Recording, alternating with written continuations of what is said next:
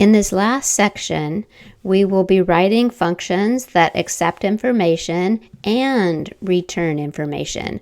So there will be 2 videos for this part because we have 2 functions that fit that criteria. So let's just do a quick review. We wrote a void function called showMenu that does not accept any information. We wrote a value returning function called getOption that does return information but does not accept any information. Then we wrote a void function called printBalance, which accepts information. This function does not return anything, but it needs to look at the balance variable in main. And so we're going to be sending that as an argument. And so in this video, we are going to write our deposit function. And our deposit function will accept the current balance, and then it will update that balance with whatever the user wants to balance into their or add to their account, and then we'll return that new value so that we can update the balance variable in main. So let's go to our planning, and we'll do the deposit. Let me make sure I called it that in here. Yep, deposit. So deposit will accept a copy of the current balance. It will ask for the deposit amount, and then it'll add those 2 together and returns the new balance. Okay, and the reason we have to do that is because this is a copy, right? If I update the variable called balance in this function, it's not updating the variable balance in main because this is just a copy of the variable balance.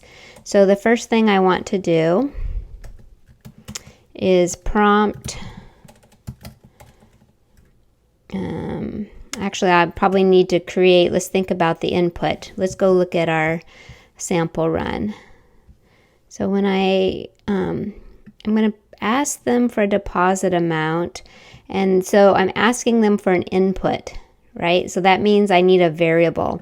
So I'm going to create a variable just called deposit, and that's where we'll store the deposit amount in.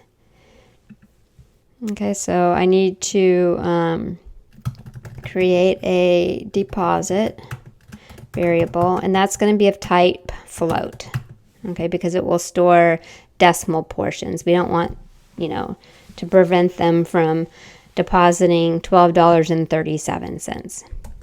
Okay, and then while the balance is invalid, or the deposit, oh no, we have to ask them. We're going to have to ask them. So we're going to prompt for deposit and store into variable deposit. Okay, and then this is going to be something new. I'm going to loop while true. So I'm going to create an infinite loop. And how I'm going to break out of this loop is I'm going to actually use a word called break. So I want to continually looping until the user gives me a good balance. A good deposit amount. So if, I'm just going to ask the question, if the deposit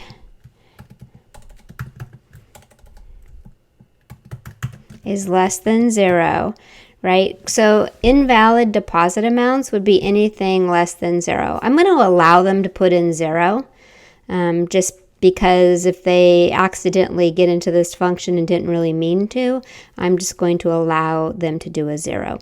So if they enter anything negative, what I'm going to do is I'm going to prompt them again. So I'm going to do this part again.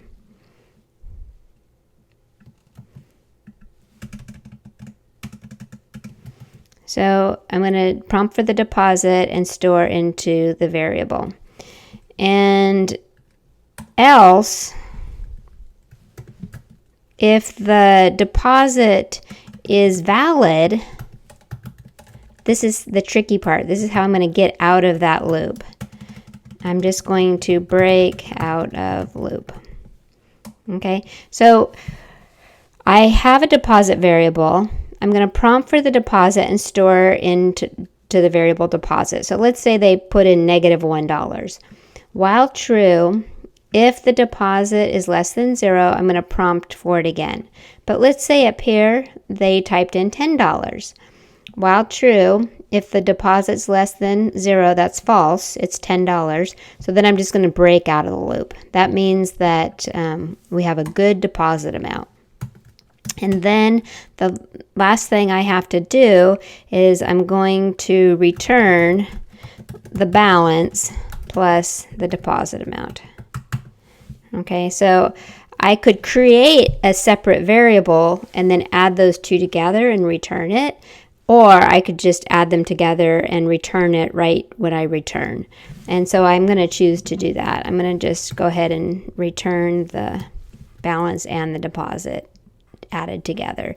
So I'm going to go ahead and copy this, go into my main, go find the deposit, and then I'm going to toggle this just so I don't have to go back and forth. And so the first thing I want to do is I want to create a deposit variable of type float. So deposit, and I'll initialize it to 00. And then I'm going to prompt for and store it into deposit. So let me see what my sample run said. Enter deposit amount. So I'm just going to go ahead and copy that. Okay, and then input, enter deposit amount. And then whatever they enter will be stored as a string, right? So I have to change it to a float. Okay, and now this is where I want to do the validation. I want to make sure that they've entered a valid deposit amount. So I'm going to say while true, and then if the deposit is less than 0, I'll give them an error message, invalid amount, and then I'm going to just prompt them again.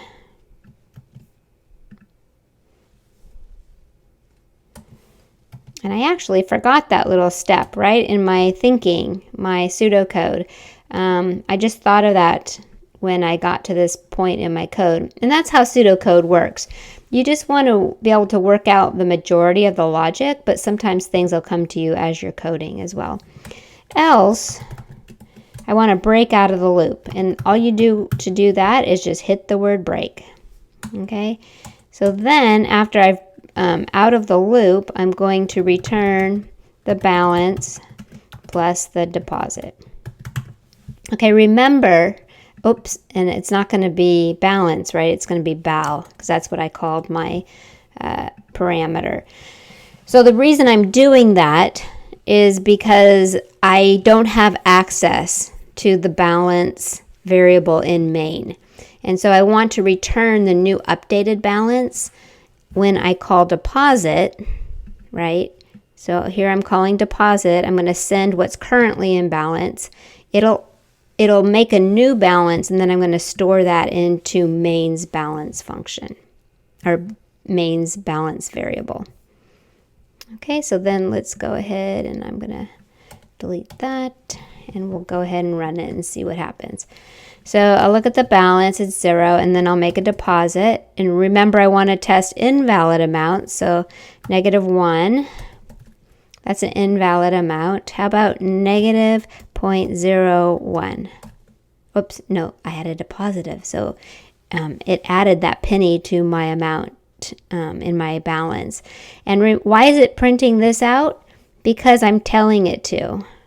Right? After the deposit, I'm going to automatically call print balance because that's how we designed our program to be. So I want to actually add another deposit. -0.01. Ooh, invalid amount. Great. So 1, 2, 3, 4, 5, 6. That's how much I want to add. And there it added the 1 penny because I had 1 penny in my account. And then when I added that, now it's updated to that amount. Okay, and let's see, I'm ready, I think, to quit. Okay, in the next video, we will create the last function, which is the withdraw function.